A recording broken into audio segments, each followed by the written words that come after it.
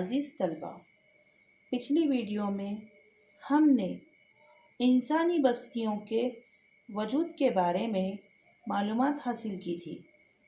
آج ہم انسانی بستیوں کے فروغ کے متعلق معلومات حاصل کریں گے کہ کس طرح سے انسانی بستیوں کو فروغ حاصل ہوا۔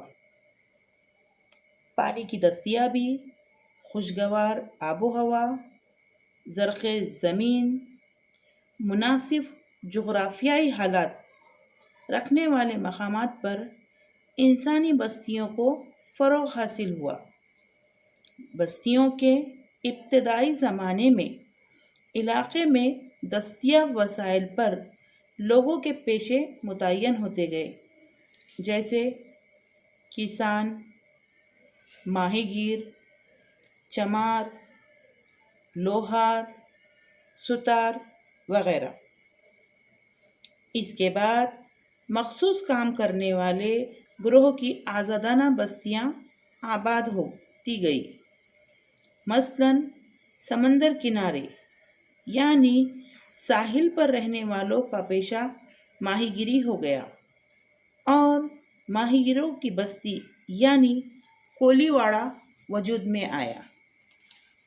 ماہی گیروں کا سب سے بڑا تہوار ناریلی پورنیما ہوتا ہے، جو ہندی تتھی کے مطابق شراون مہینے میں منایا جاتا ہے۔